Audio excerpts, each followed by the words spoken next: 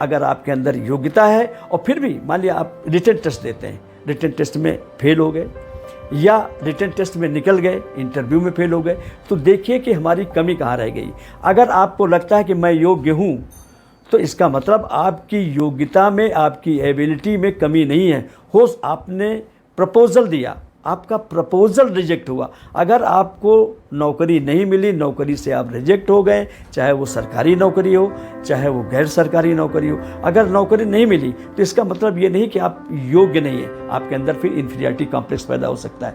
इसलिए आप ये मानकर चलिए कि आपके पास डिग्री है, आपने वास्तव में पढ़ाई की है, तो आप योग्य आदमी हैं, लेकिन आपका प्रपोज़ल एक्सेप्ट नहीं हुआ है। प्रपोज़ल रिजेक्ट होना एक अलग बात है। जैसे कि कोई भी एग्ज़ाम आप दें और एग्ज़ाम की जो आपकी कॉपी होती, अगर वो 10 फोटो कॉपी उसकी करा लें और 10 एग्जामिनर को अलग अलग दें, तो आप देखेंगे कि 10 एग्जामिनर के नंबर अलग अलग आ रहे हैं। इसका क्या मतलब हुआ? इसका मतलब हुआ कि जब कोई असेसमेंट करता है, चाहे वो रिटन एग्जाम का हो चाहे वो इंटरव्यू, उस असेसमेंट करने वाले व्यक्ति की अपनी खुद की पर्सनालिटी उसमें इन्वॉल्व होती है।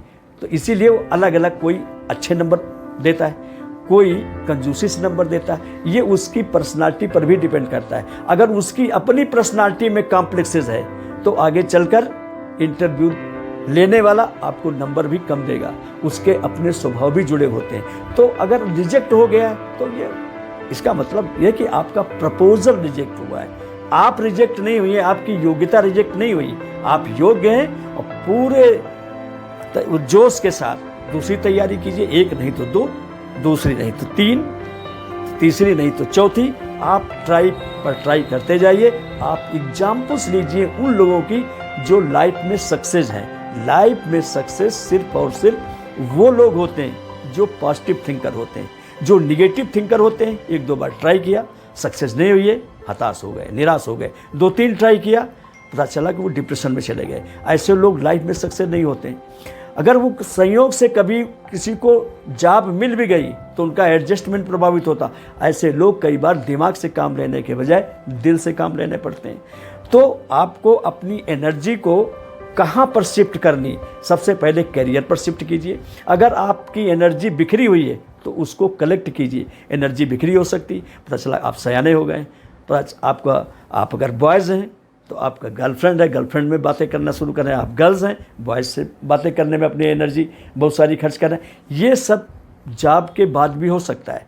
लेकिन अब ये अलग बात है कि एक नेचर है, अट्रैक्शन नेचर है, लेकिन इस नेचर को कम करने के लिए आप अपनी अगर एक दिनचर्या बना लेते हैं और ज़्यादा से ज़्यादा पढ़ाई में समय व्यतीत करें। लेकिन फिर भी आदमी कितना पढ़ेगा? ज़्यादा से ज़्यादा 7 घंटे, 8 घंटे, 10 घंटे। 10 घंटे से ज़्यादा अगर कोई कहता मैं कंपटीशन की तैयारी कर रहा हूँ, तो वो फिर भी अपने आप को धोखा दे रहा है।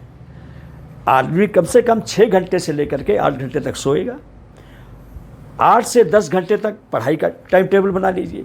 थोड़ा इंटरटेनमेंट भी चाहिए। इंटरटेनमेंट आप क्रिएटिव या कंस्ट्रक्टिव कीजिए, डिस्ट्रक्टिव मत कीजिए।